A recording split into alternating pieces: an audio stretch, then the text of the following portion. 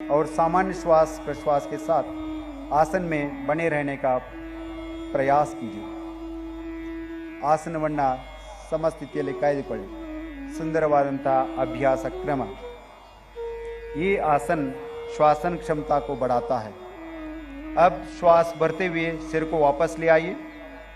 ಉಸಿರನ್ನು ತೆಗೆದುಕೊಳ್ಳುತ್ತಾ ತಲೆಯನ್ನು ದೇಹವನ್ನು ಮೇಲಕ್ಕೆತ್ತಿ श्वास छोड़ते हुए अपने हाथों को सामान्य स्थिति में ले आइए और विश्राम कीजिए। अगला आसन त्रिकोणासन। दोनों पैरों के बीच 3 से 4 फीट की दूरी बनाएं। ಎರಡೂ ಕಾಲುಗಳ ನಡುವೆ 3 ರಿಂದ 4 ಅಡಿಗಳ ಅಂತರವಿರಲಿ। श्वास लेते हुए दोनों हाथों को बगल से कंधों की ऊंचाई तक ले आइए। ಉಸಿರನ್ನು ಒಳಗೆ ತೆಗೆದುಕೊಳ್ಳುತ್ತಾ ಎರಡೂ ಕೈಗಳನ್ನು ಭುಜದವರೆಗೆ ಮೇಲೆತ್ತಿ दाएं पैर के पंजे को दाई तरफ घुमाइए। बल पादವನ್ನು ಬಲಬದಿಗೆ ತಿರುಗಿಸಿ श्वास छोड़ते हुए धीरे धीरे दाई तरफ झुकते जाए। ಉಸಿರನ್ನು ಬಿಡುತ್ತಾ ನಿಧಾನವಾಗಿ ಬಲಭಾಗಕ್ಕೆ ಬಾಗಿ दाएं हाथ को दाएं पैर के पीछे रखिए। बलगई बलपादದಿಂದ इडिसी अपने सिर को ऊपर उठाए और मध्यमा उंगली को देखिए। ತಲೆಯನ್ನು ಮೇಲೆ ಕೆತ್ತಿ ಎಡಗೈ ಮಧ್ಯದ ಬೆರಳನ್ನು ನೋಡುವ ಪ್ರಯಾಸ ಮಾಡಿ। इस आसन में कुछ देर बने रहिए। अब श्वास भरते हुए वापस आइए। ಉಸಿರನ್ನು ಒಳಗೆ ತೆಗೆದುಕೊಳ್ಳುತ್ತಾ ಯಥಾಸ್ಥಿತಿಗೆ ಬನ್ನಿ। अपने दाहिने पैर के पंजे को सीधा कर लीजिए। पादವನ್ನು ನೇರವಾಗಿರಿಸಿ। अब बाएं पैर के पंजे को बाई तरफ घुमाइए। ಎಡಗಾಲಿನ ಪಾದವನ್ನು ಎಡಬದಿಗೆ ತಿರುಗಿಸಿ श्वास छोड़ते हुए बाई तरफ झुकते जाए। निधानವಾಗಿ ಉಸಿರನ್ನು ಬಿಡುತ್ತಾ ಎಡಭಾಗಕ್ಕೆ ಬಾಗಿ बाएं हाथ को बाएं पैर के पीछे रखिए। अपने सिर को ऊपर की ओर घुमाए और मध्यमा उंगली को देखिए। ತಲೆಯನ್ನು ಮೇಲಕ್ಕೆ ತಿರುಗಿಸಿ ಮಧ್ಯದ ಬೆರಳನ್ನು ನೋಡುವ ಪ್ರಯಾಸ ಮಾಡಿ। आसन में कुछ देर बने रहे। श्वास भरते हुए वापस आइए। ಉಸಿರನ್ನು ತೆಗೆದುಕೊಳ್ಳುತ್ತಾ ಮರಳಿ ಬನ್ನಿ। अपने बाएं पैर को पंजे को सीधा कर लीजिए। ಎಡಗಾಲಿನ ಪಾದವನ್ನು ನೇರವಾಗಿರಿಸಿ दोनों पैरों को मिलाइए और हाथों को भी वापस ले आइए। विश्राम कीजिए।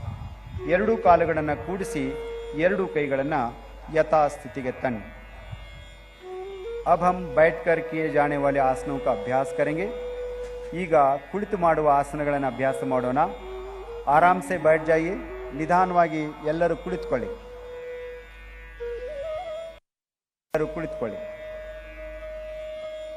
पैरों को सामने की तरफ सीधा कर लीजिए।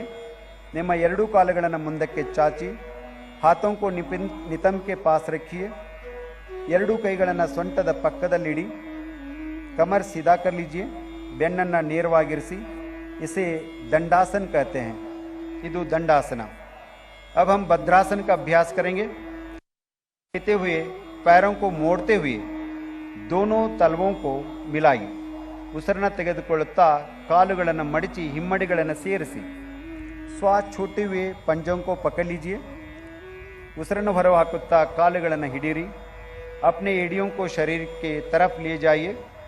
ಎರಡೂ ಪಾದಗಳನ್ನು ಶರೀರದ ಹತ್ತಿರಕ್ಕೆ ತನ್ನಿ। सीधा बैठ जाइए। ನೇರವಾಗಿ ಕುಳಿತುಕೊಳ್ಳಿ। यह आसन महिलाओं के लिए बहुत लाभदायक है। ಈ ಆಸನವು ಮಹಿಳೆಯರಿಗೆ ತುಂಬ लाभदायकವಾದಂಥದ್ದು। वापस दंडासन में वापस आइए। थोड़ी देर विश्राम कीजिए। पुनः दंडासन स्थिति के बंदो विश्रांति मारिए। अब हम 3 आसनों का जड़ी बनाएंगे। पहला अभ्यास वज्रासन। पैरों को मोड़ते हुए एड़ियों के बीच बैठ जाइए।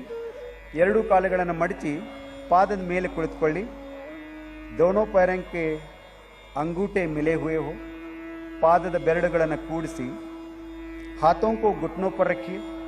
ಎರಡೂ ಕೈಗಳನ್ನು ಮೊಳಕಾಲಿನ ಮೇಲಿಡಿ। कमर और गर्दन को सीधा कीजिए। ಬೆನ್ನು ಮತ್ತು ತಲೆ ನೇರವಾಗಿರಲಿ। सामान्य श्वास प्रश्वास के साथ आसन में बने रहिए। वज्रासन। इसी के आगे हम उष्ट्रासन का अभ्यास करेंगे। अर्ध उष्ट्रासन।